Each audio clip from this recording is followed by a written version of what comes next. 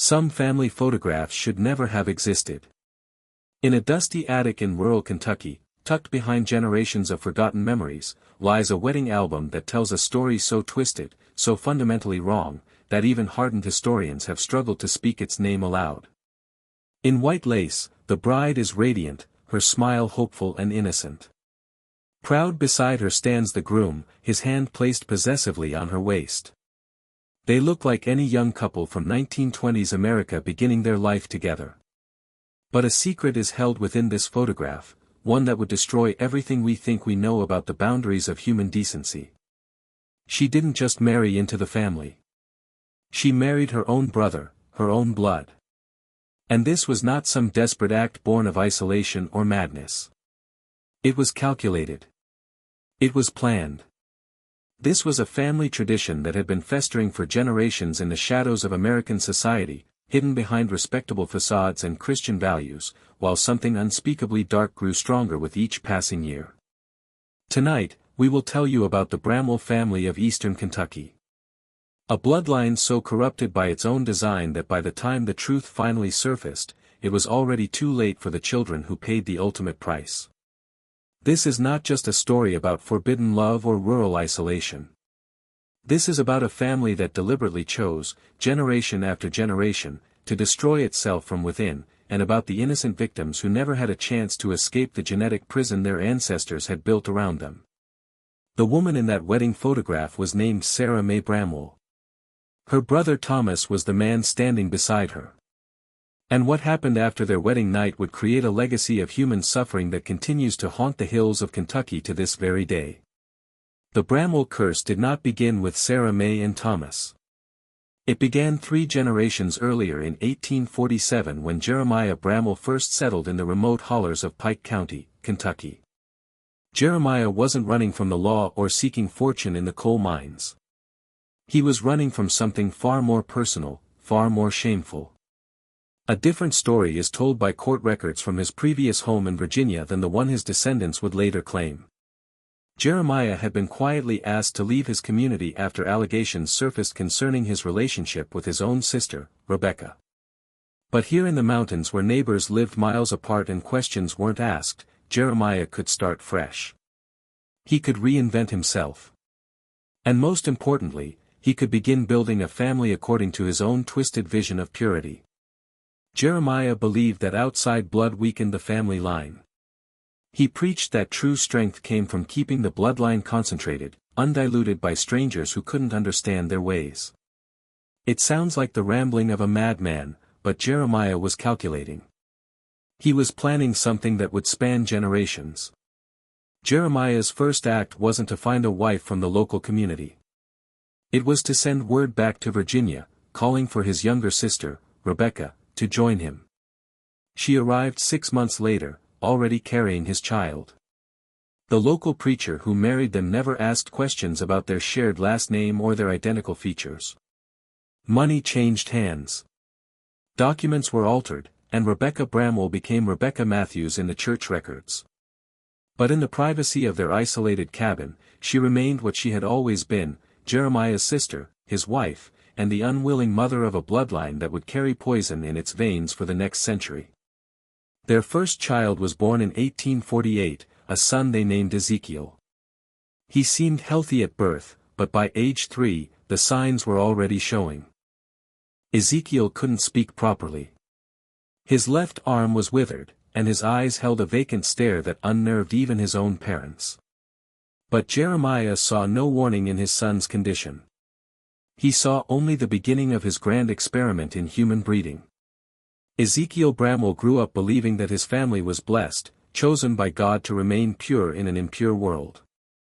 When he reached manhood in 1870, there was never any question about who he would marry, his younger sister, Charity. She had been promised to him since childhood. It wasn't love that bound them together. It was duty, tradition, and the suffocating weight of their father's obsession with bloodline purity. The wedding was a small affair, attended only by immediate family and a handful of neighbors who had learned not to ask uncomfortable questions about the Bramwells. But behind the celebration, behind the carefully constructed facade of respectability, something horrifying was already taking shape. Charity was pregnant before the wedding, and everyone knew it. What they didn't know was that this pregnancy would produce not one child, but 3 triplets whose birth would reveal the full horror of what the Bramwell bloodline was becoming. The first triplet, a boy named Samuel, appeared normal at birth but never developed the ability to walk. His legs remained twisted and useless, forcing him to crawl across the floor of their cabin like an animal. The second, a girl named Ruth, was born with her heart on the wrong side of her chest, a condition that would kill her before her 5th birthday. But it was the third child, another boy they named Mordecai, who would become the true inheritor of his grandfather's terrible legacy.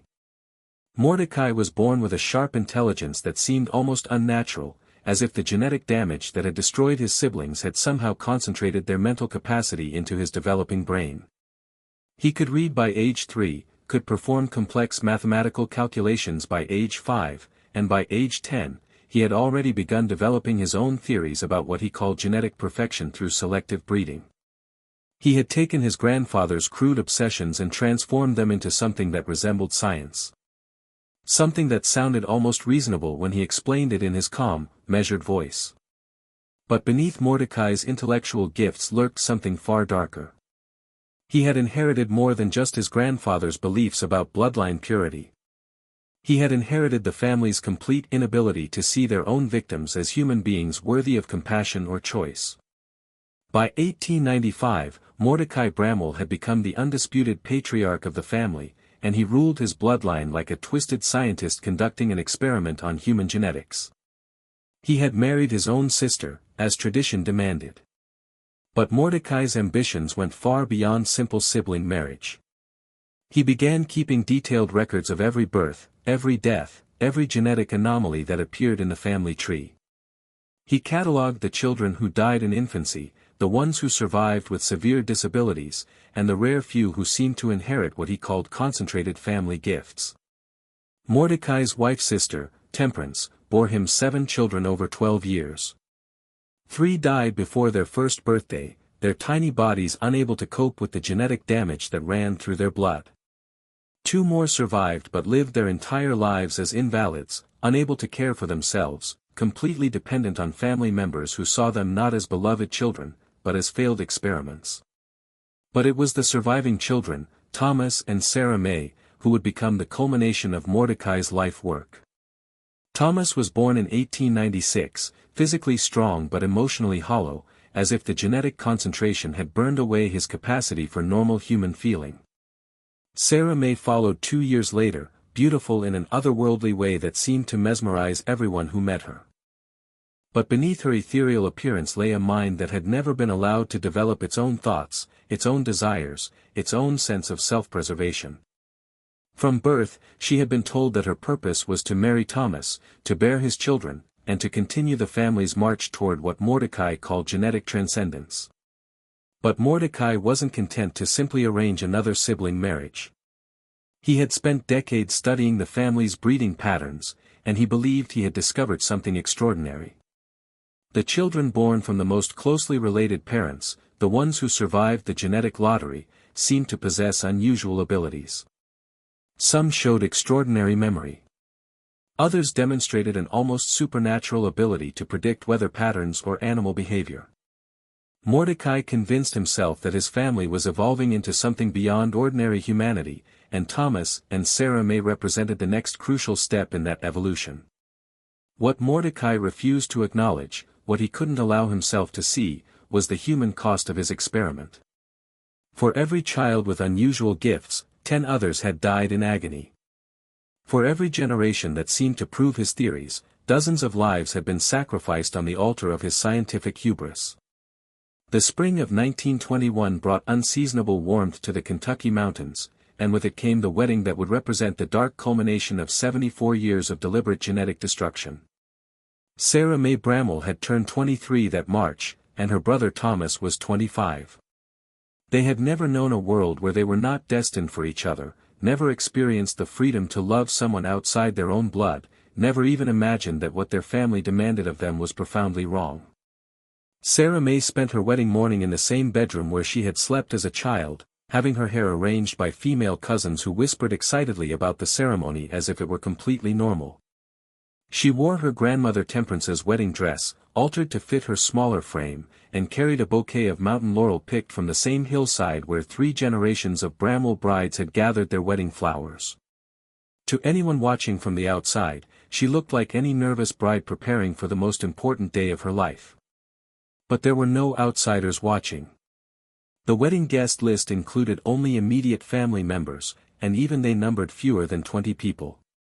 Too many children had died young. Too many adults had lived abbreviated lives marked by illness and disability. The Bramwell bloodline was collapsing under the weight of its own genetic damage. But Mordecai saw only the approaching fulfillment of his life's work. Thomas waited at the makeshift altar in the family's main room, wearing a suit that had belonged to his father, his hands steady but his eyes empty of any emotion that could be called joy or love. He understood his role in the family's grand design, had been prepared for this moment since childhood, but something essential had been carved out of his soul during those years of preparation. He looked at Sarah Mae, not as a beloved sister or a desired bride, but as a carefully selected breeding partner in an ongoing experiment. If you're still watching, you're already braver than most. Tell us in the comments, what would you have done if this was your bloodline? Could you have broken the cycle, or would the weight of generations have crushed your resistance, too? The ceremony itself lasted less than 10 minutes. A local preacher, paid generously for his silence, spoke the traditional words while carefully avoiding any mention of the bride and groom's relationship. Documents were signed, photographs were taken, and Sarah Mae Bramwell became Sarah Mae Bramwell, keeping the same name she had carried since birth because she was marrying into her own family. Sarah Mae's first pregnancy came within months of the wedding, and Mordecai watched her condition with the intense scrutiny of a scientist monitoring his most important experiment. He kept detailed notes about her symptoms, her cravings, even her dreams. Convinced that this child would represent the pinnacle of the family's genetic concentration, he had calculated the bloodline coefficients, studied the family's breeding patterns, and determined that this baby would carry the highest degree of Bramwell genetic material ever achieved. But when the child was born in early 1922, even Mordecai's scientific detachment couldn't shield him from the horror of what his life's work had produced. The baby, a boy they named Josiah, entered the world with severe spina bifida, his spine completely exposed and his nervous system so damaged that he would never be able to control his own bodily functions. His skull was misshapen, his eyes clouded with cataracts, and his breathing so labored that everyone in the room knew he was dying from the moment he drew his first breath. Josiah lived for 6 agonizing weeks, each day a testament to the cruelty of what the Bramwell family had done to themselves. Sarah Mae sat beside his makeshift crib day and night, singing lullabies to a child who would never hear them, holding tiny hands that would never hold anything back. She had been raised to believe that bearing children was her sacred duty. But watching her firstborn suffer and die awakened something in her that had been buried under decades of family conditioning. For the first time in her life, Sarah Mae began to question the family's beliefs. She began to wonder if their tradition of purity was actually a curse, if their genetic concentration had transformed them into something monstrous. But her doubts came too late. She was already pregnant again, carrying another child whose genetic heritage guaranteed a life of suffering. Thomas responded to their son's death with cold acceptance, as if the baby's agony had been an acceptable price to pay for advancing the family's breeding experiment. He spoke of Josiah as genetic information, as data that would help them refine their approach for future children. When Sarah Mae recoiled from his scientific detachment, when she begged him to consider that they were creating lives destined for torment, he reminded her that questioning the family's ways was a betrayal of everything their ancestors had sacrificed to achieve. The second child, born in late 1922, lived only 3 days. The third, born the following year, survived for 2 months before succumbing to seizures that racked his tiny body with increasing frequency until his heart finally stopped. By 1924, Sarah Mae had given birth to 4 children, and she had buried all of them. The end of the Bramwell bloodline came not with violence or dramatic confrontation, but with the quiet desperation of a woman who had finally seen too much suffering. In the winter of 1925, Sarah Mae made a decision that would have been unthinkable to any previous generation of Bramwell women. She refused to have any more children. She refused to continue the family's genetic experiment. And most shocking of all, she began talking to outsiders about what had been happening in the isolated Bramwell compound for nearly 80 years. Dr. Marcus Webb, a physician from the county seat who had been treating some of the family's surviving children, was the first outsider to fully understand the scope of what the Bramwells had done to themselves. Sarah Mae's testimony, delivered in broken whispers during what she believed might be her final confession, revealed a family history that read like a catalogue of genetic horrors. Deliberate inbreeding across 4 generations had created a bloodline so damaged that normal human reproduction had become virtually impossible. But the true horror wasn't just in the numbers, the dozens of infant deaths, the children who survived only to live lives of unimaginable suffering, the adults whose minds and bodies had been twisted by genetic damage. The true horror was in the deliberate nature of it all. This wasn't the result of isolation or ignorance. This was the calculated destruction of human lives in service of a twisted ideology that had convinced an entire family that their suffering was noble, their genetic damage was actually evolution, and their victims were acceptable casualties in a grand experiment. Thomas Bramwell died in 1926, found dead in the barn where he had spent his final months in increasing isolation. His body was ravaged by the same genetic conditions that had killed so many of his relatives. Mordecai followed 2 years later, taking with him the detailed breeding records that had guided the family's destruction for 3 decades. Sarah Mae lived until 1934, but she never had another child, never remarried, and spent her remaining years trying to warn other isolated families about the true cost of genetic isolation. The Bramwell property was eventually sold for unpaid taxes. The buildings were left to decay in the Kentucky mountains, where they had housed 4 generations of deliberate human suffering. Local historians have tried to bury the story, to pretend that families like the Bramwells were simply victims of circumstance rather than architects of their own genetic destruction. But the truth remains, carved into cemetery stones that bear the same last names repeated generation after generation, a monument to the darkest possibilities of human choice. Today, genetic counselors use the Bramwell case as a teaching tool, a reminder of what happens when ideology overrides basic human decency.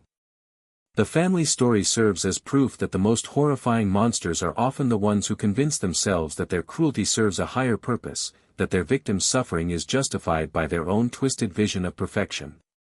The Bramwells didn't just destroy themselves. They destroyed the innocent children who never chose to be part of their experiment, who paid the ultimate price for their ancestors' descent into genetic madness.